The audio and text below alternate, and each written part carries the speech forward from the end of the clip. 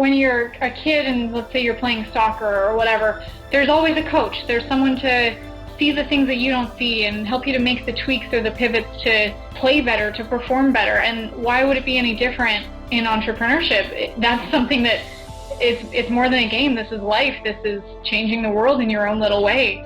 And so having a mentor, a coach who has done it, who you can learn from, who you can see how they've grown through struggles, it was very clear to me from the beginning, like, who has done what I want to do and how can I learn from them? So whether that was taking a course, reading a book, or like paying someone to be my mentor, there are free, you can take YouTube videos all day to learn from mentors. You can get books from the library. It doesn't have to be an investment financially, but it has to be an investment of your time. Welcome to the Secrets of Success podcast. I'm your host, Dr. Ken Keys. Well, each of us has a story that we want to communicate into the marketplace. Now, not everybody listening to this has a business where you're using social media marketing or video to promote, but most of us will watch videos online of some sort or another. And today's guest, Marley Jaxx, is an expert in this space, and we just really talk about communicating successfully, but also her journey and story as a successful entrepreneur. Now, one of the things we discuss in the show is if we're going to be successful in life, we do need to be connected to our passion, to our purpose, to be clear about what's most important to us. And some time ago, we put together a e-course, What Do You Really Value? And my encouragement is that if you already haven't taken it, is that this is something that could transform your life, or if there's somebody who is struggling for clarity and really want to get connected, or at least have a part of their life connected to that energy and passion and inspiration that really drives us and pushes us through life's difficult times, but also engages us and it makes us alive, then I encourage that you would think about that as an option. Now, thank you as always for your most valuable commodity, your time. If you like what we're doing, pass it on, leave a positive comment, share it with other people, let other people know, subscribe. All of these things help to get the word out. If you're interested in connecting with CRG and some of the things we're doing, as for speaking, training, virtual events, then please reach out to us at crgleader.com. So here's our episode today where we talk to Marley Jaxx, and thank you for being a listener of Secrets of Success.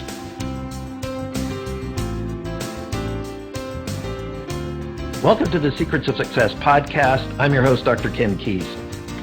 Well, one of the things out in the marketplace pretty well everywhere is this video marketing, and we have a video marketing expert that's going to be joining us or has joined us, and welcome to the show for us today, Marley Jaxx. Hello, thank you for having me here today. And Marley, as always at Secrets of Success, we go into the story of our guests and just their journey and what they went through to kind of get to the level that they're at now. So why would we change that format? Mm-hmm. So just tell us a little bit more about or not more, but tell us about you growing up, Marley, and just some of your background as a young adult. Growing up, it's funny when you connect the dots backwards and you see like how the things that you did as hobbies are now parts that make up your career and what you do today. Like I think back of when I used to steal my dad's video camera and make little news shows with my cousins and do funny little things like that. I used to bring a camera to parties on the weekend and turn into like a big recap video. And funny that now video is really my life. I actually started out as a dental hygienist. I knew that was going to be just a secure kind of job while I figured out what I wanted to do with the rest of my life. And as I was a now, how did you now, of course, I, as a host, I always get to interrupt my guests. Go for it. How did dental hygienists get on the list? It was my mom encouraged it. She thought that it was a good career, that you go to work and you don't have to take work home with you because it's not like you can bring the teeth home. And you bought into that idea? Well, it was kind of a good compromise for me because I knew that that it was going to be a temporary thing, that I wanted to figure out something else. But in the meantime, I was like, sure, I'll go be a dental hygienist to start. Now, did you go directly into that training after high school, or did you take a degree before that? No, I did right into, there was a year of prerequisites of just general sciences and then right into dental. Cool. And did you do that in your current location of where you live now? No, I moved to Toronto for school. Okay, and then were you a hygienist there? I was for a little bit, yep. Okay. So when you think about taking that schooling, any sort of experiences or life lessons that you learned there that would be beneficial for the audience? I was not a star student. I was pretty much getting through it. Because I wasn't like the rest of the girls in my dental hygiene school. They were very excited about their careers, and I was just like, I knew that there was something else I wanted to do on the other side of it. So I got through school, and I had a ton of extracurricular activities. Like I worked at a radio station at the time. I worked part-time at a restaurant. I still took acting classes and singing lessons and piano lessons, and I was always all over the place, kind of like an entrepreneur is now. Right. So part of one of the things we can take out of that is that passion really drive engagement, doesn't it? Yeah, absolutely. So you finish hygienist school, you start working in that space, then what happened? I left for a while because I found a really great opportunity in event management, and it's crazy that some of the speakers that I was working with putting these events on are the kind of speakers they're on my bookshelves now, like Gary Vaynerchuk, Seth Godin, Malcolm Gladwell, some of these people that now I wish at 20 years old I realized that I would have realized the opportunity I had being so close to these speakers and putting on events with them on stage, and I was often the one running around backstage making sure that they were on stage on time and getting them to their hotels and stuff, and just didn't appreciate it as much as I wish I did. Oh, cool. Well, that's pretty neat that you had that background, and then now you can look back on it and say, okay, well, that was an interesting time. Yeah. So you did event management, and then what did you do? You come back to being a hygienist? Yeah, then I transferred into a company that did event management for concerts, and so I was working with like celebrities and performers, and that was really exciting. And then after that, I started to get, this industry there's some egos in that industry, and so I'm a sensitive person. I was like, you know what, this isn't for me, and I left that and I went back to dental, kind of with my tail between my legs, while I figured out what was the next thing that I wanted to do. So what do you think you learned during them times doing events that you've brought into your businesses now? I definitely learned how to communicate with people, how to work under high pressure, high stress, and even just how to work with people that sometimes aren't reasonable, and to set up boundaries. Like, I'm so glad that I learned that, because now even with clients, if they don't get me, or if they ask for above the scope of work kind of thing, instead of feeling like I have to make everyone approve or whatever, it's well, no, this is what I do, and this is what it is. And then also just being able to manage. I worked with a lot of people, managed a lot of people, and it was a great opportunity to work with also high-profile people, which is now what I do now. Cool. Thank you for that. So now you took your tail between your legs. You're a hygienist. What was sort of evolving in your mind and your heart at that time? Well, it was funny that as a dental hygienist, I knew that it was, again, just temporary while I figured out what else I wanted to do. But I still enjoyed it. Like, I would go to the dental office, I would work on my patients, and I made it my personal mission to make their day, so that, people don't typically like going to the dentist. So I wanted to be like a dental hygienist stand-up comedian. And so I would try to make them laugh. And of course, when you're a dental hygienist, the conversation is very often one way, because your hands are in their mouth, they can't respond.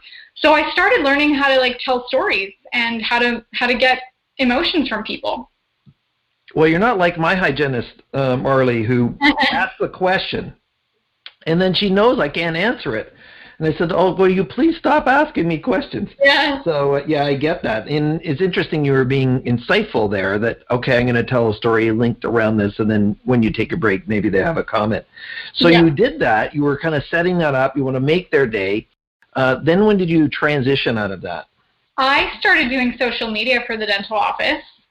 And it was funny that I didn't even really know too much what I was doing, but I knew how to make content, and I knew how to put pictures to it and post on Facebook and Twitter, and that's what we were using at the time. And it started to get some good results for the dental office. And then their IT guy was like, hey, you're good at this. Can I refer you to one of my other clients?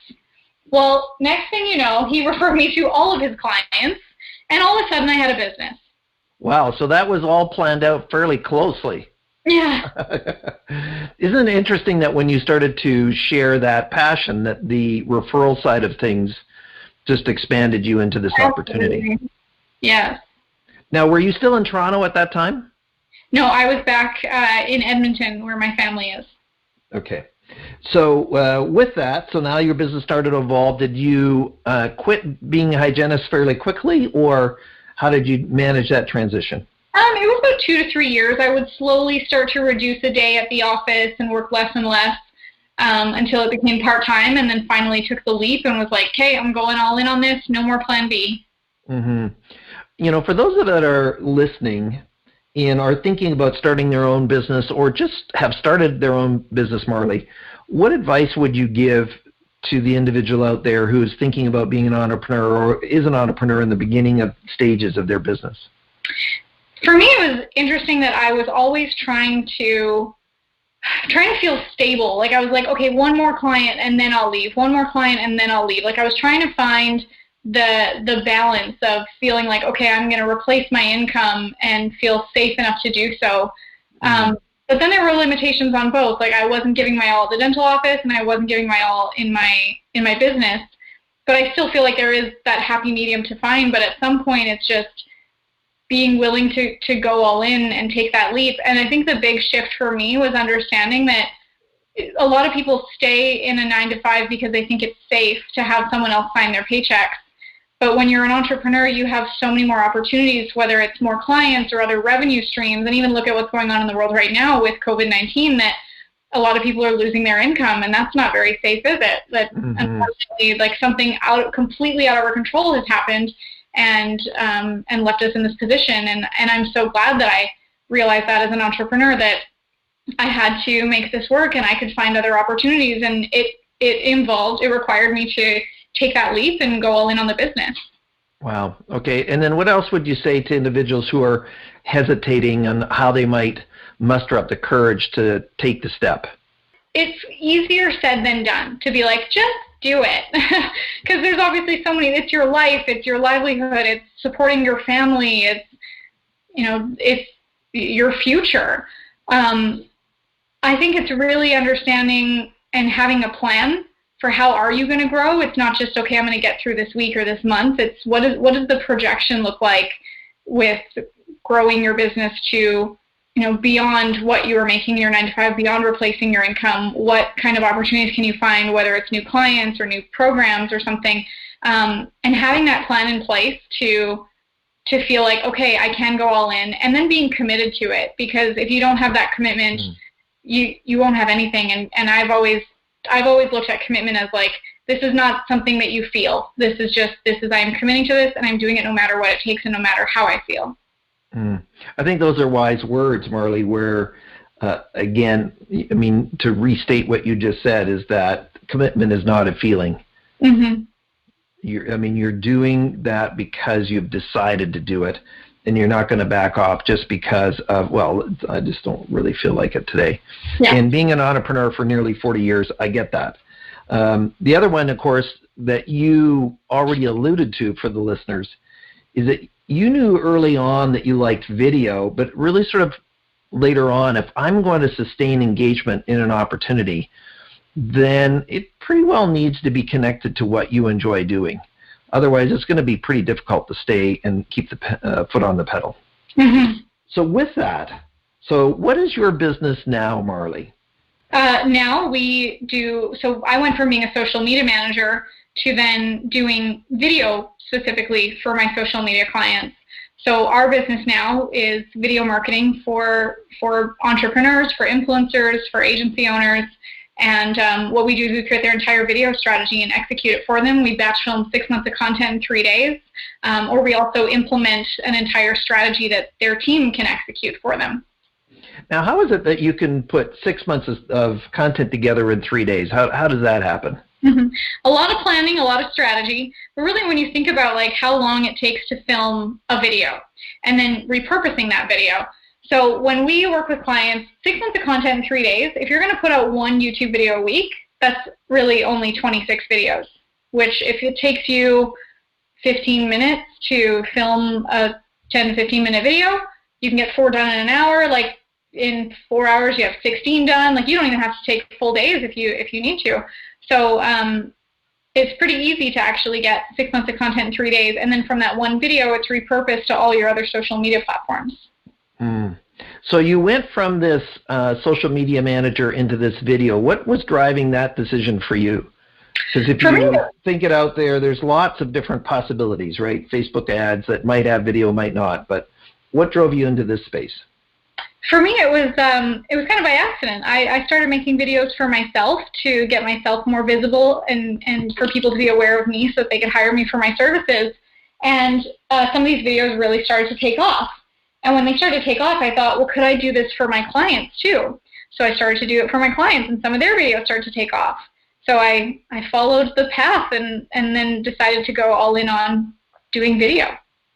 Cool. Now, you have your own podcast. Is it a video podcast or is it an audio podcast? It's audio. And so share with the audience what it is, the name of your show, and what do you cover? Yeah, it's the VIP Code Podcast, and VIP stands for Video Impact Profit, and that's where we work with entrepreneurs to help them grow their impact and their profit through the power of getting visible through video. Cool. And so if I was to listen to your show, what would be some tips, other tips that you haven't covered so far, that you would share with individuals out there about how they could use video to, not every single person listening to this is a business owner, but many people work in businesses or they want to be a social influencer in some way or another. So how do I really think about video in a different way versus just kind of posting anything up there? Yeah, and that's a good point that you brought up there. Is it's not just posting anything. It's not creating content for the sake of content. We want to make content that is actually going to make an impact, that's going to give people the emotional shift that they need to make a purchase decision. People buy based on emotion, and they justify based on logic. And so when we're creating content, we want to create content that makes an impact for people. And the best way to do that is through storytelling and being vulnerable through your stories. So, for example, like before, I used to just share strategies and tactics and just teaching. But now in my content, what has changed everything is by sharing a story up front to share like why this is important, how this has impacted me, a personal story of why this works or my struggle to discovering how this works. Because when people hear the story, that's how they relate to you, they resonate with your message, or just any of the challenges that you might have been through. Personally, recently, I actually went through a divorce, and I shared that on my social media very vulnerably. And it was, of course, one of the hardest things to admit and to just put out there. And I mean, vulnerability, it means exposure. It means exposing an area of weakness. But what happened when I decided to embrace that message is that my audience embraced me, and the community became stronger around me. And they encouraged me to push on for them, not just for me. So if I had let that experience negatively impact me to the point where I stopped creating content, it wouldn't just impact me. So what would you say, to individuals, and as, just before we got on the show, I said we don't do a lot on marketing on Secrets of Success because we're really talking about success strategies in life. However, what you're talking about is video is the medium. The message is still core, no matter if it's in writing or if it's a podcast like we're doing now or something like that. What would you say to individuals who are really, I don't want to say full of themselves, but they're just cautious or they're just hesitant to do what you did with your divorce. Mm-hmm. Yeah, and I get it. It's scary, and it requires stepping out of your comfort zone. Vulnerability isn't comfortable, but too often we let comfort stop us from going to that next level, or what we need to do in our life or our business to get to that next level.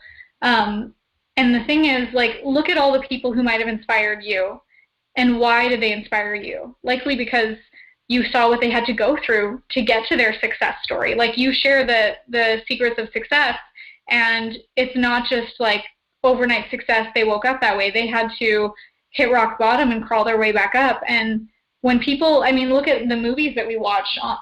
Like, we watch the main character, the protagonist, succeed at the end, whether they won the race or got the girl or landed the job. We're cheering louder when they won because we saw what they had to go through. Which, interesting enough, is one of the hallmarks of the Secrets of Success show, is we spend some time in a person's journey and their story. And in fact, I just recorded an episode just before you were on, Marley, who was homeless for some time before he got out of that and then became a top business consultant. But really, it was a story that was captivating. The fact that he's a top business consultant was, quite frankly, secondary to the engagement of the story. Mm-hmm. So when you think about your business now, what would be some other advice pieces you would have to, and I'm going to call you a young person, Marley, compared to me, if that's okay with you, is what would you say to other individuals who now are kind of in their own business, some advice pieces that you would have for them about running a successful entrepreneurial venture? I think the biggest thing is discovering your stories and how they made you who you are, and how you can share that with your audience. And also building a team around you. Building a team has been one of the most exciting things to me, a joy to not do this alone. And I had to overcome a fear of mine of sharing that with people, or feeling like, oh, if you want something done right, you have to do it yourself. And I'm so glad that I overcame that, because my business has grown so much bigger and gone so much further than if I was just doing it alone, and has allowed me to step into a leadership position, which has benefited me just by learning how to be a leader for myself, for my team, for my clients, for my audience. We as entrepreneurs, we need to learn how to be leaders. And did you take any advice from others, or what are some of the strategies you use to hire, quality team members and to develop them? Yeah, I think mentorship is so important. I've never been without a mentor. There's always people to learn from, and you can stand on the shoulders of giants. And Alex Sharfin is my mentor, who I've learned so much about leadership and team development and growth from him. And all the processes in my business around hiring the right people are from Alex Sharfin. And what got you thinking about getting a mentor or / kind of a coach in the background? Because not everybody's open to that idea. I mean, more so now. This is my 31st year in the industry, and it wasn't a really big thing back then. So what got you thinking about having a mentor? It's funny, like when you're a kid and let's say you're playing soccer or whatever, there's always a coach. There's someone to see the things that you don't see and help you to make the tweaks or the pivots to play better, to perform better. And why would it be any different in entrepreneurship? That's something that it's more than a game. This is life. This is changing the world in your own little way, or big way, hopefully big way. And so having a mentor, a coach who has done it, who you can learn from, who you can see how they've grown through struggles, it was very clear to me from the beginning, like, who has done what I want to do and how can I learn from them? So whether that was taking a course, reading a book, or like paying someone to be my mentor, there are free. You can take YouTube videos all day to learn from mentors. You can get books from the library. It doesn't have to be an investment financially, but it has to be an investment of your time for sure. Well, that is true. My kids, who are 24 and 23, probably when somebody listens to this older than that, is they taught us that, hey, if you want to learn something, Dad, just like go onto YouTube and just search it. You'll find it, and they'll show you how to change the light bulb on your motorcycle. So you get that, is that all the information you need is available, isn't it? Yeah, everywhere. Now, when we think about crafting a message, what are some mistakes, and maybe we've already said it to a certain degree, but what are some mistakes that people make when they start crafting messages out there in the video space that you have seen that you really want to encourage people to avoid? A lot of it is not creating. First of all, like let's be totally real. That when you're first creating your message, you're finding your voice, and you should make mistakes. You will make mistakes, and that's how you find your voice and discover who you authentically are. And we have a lot of influences around us to imitate how other people are sharing a message, and like try it on for size to see if we like that or not, and see what our audience resonates with. So there for sure will be mistakes along the way. I think the biggest mistake you can make, though, is just not being authentic to yourself. I think of Gary Vaynerchuk, he did 10,000 hours of Wine Library TV before anyone really knew who he was. Mm-hmm. Well, you don't become a influencer overnight for the most part. Yeah. Is this consistent commitment to that? Now, what story, Marley, could you tell the audience that we would not see coming, that would be a personal story from you that would be memorable but also have a life lesson attached to it? A life lesson from me? I mean, even my divorce story, I didn't see that coming.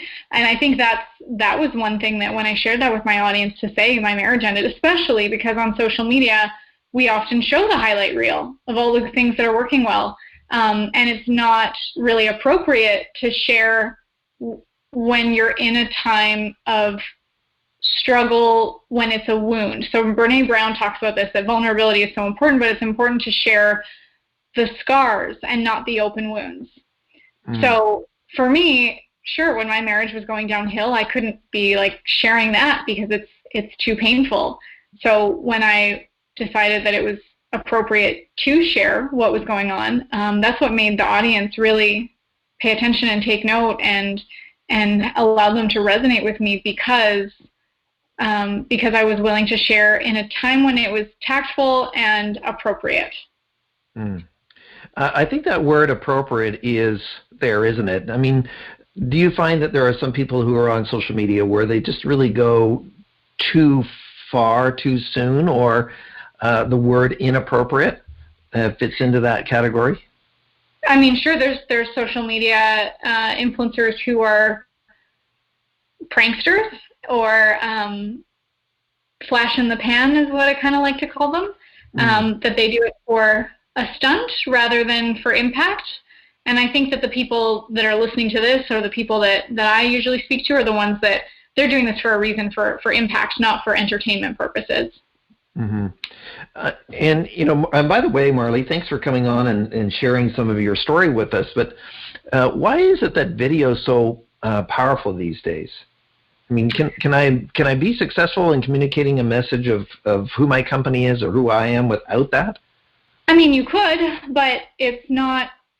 Look at the people that you follow and that you admire and you respect. You likely do that because you resonate with them. You know who they are on a personal level rather than just on a brand level of this is what I do. It's not about what you do. It's about who you are. And then that message is what resonates emotionally with the audience.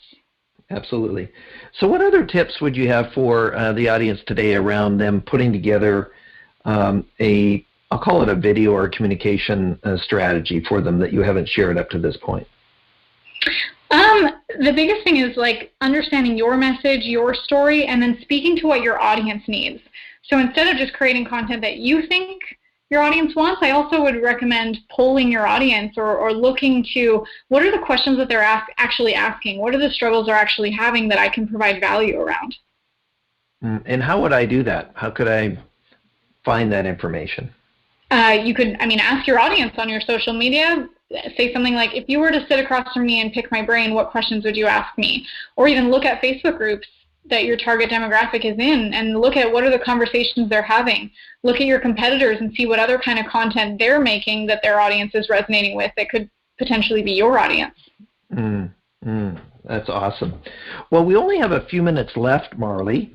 So before we kind of get into our last comments, how can they find out about you and also your podcast? I would love for you to join me on YouTube and Instagram. Look up Marley Jaxx. And my podcast is the VIP Code Podcast. And Jaxx is Jaxx. That's right. So, and we'll have that in the show notes with it. Now, beyond what you've shared so far, Marley, what would be some other things of wisdom and ideas that could help the audience to kind of take their life to the next level? We kind of touched on commitment earlier, and commitment is one of my favorite words. Just that, like I said, it's more than a feeling. It's a commitment to yourself. It's a commitment to your audience, to the people who need you. And for me, I had to make a decision that commitment is one of my highest values. That when I say I'm going to do something, I'm going to show up. I'm going to do it. Commitment means not taking your successes or your failures personally. Commitment means playing even when you're hurt. And commitment doesn't care how you feel. Absolutely, absolutely. Much appreciated. Well, Marley, I can't believe that we're already getting close to the end of the show. Any final comments you want to share with the audience before we depart? Well, I think I just did. I just say keep committed and share your story, because there are people who need it. And if you don't, you're not just doing a disservice to yourself, you're doing a disservice to the people who are looking for a message just like yours. Well, thank you. Stay with us, Marley. So you've been listening to Marley Jaxx, and go to marleyjaxx.com. And if we think about today, even though you're listening to this podcast, we know that most of us consume some kind of video. You're probably on Facebook and you're consuming all the video clips that come from your different subscribers or promotions that are there. So think about Marley as somebody who could advise you in that area. The other one is that, our stories matter, you matter, and everybody has something positive to share in whatever context that might mean. Now, thank you as always for sharing your most valuable commodity with us, and that is your time. If you like what we're doing, please pass it on. Please share. Let somebody else know about it. And thank you for listening to Secrets of Success. I'm your host, Dr. Ken Keys.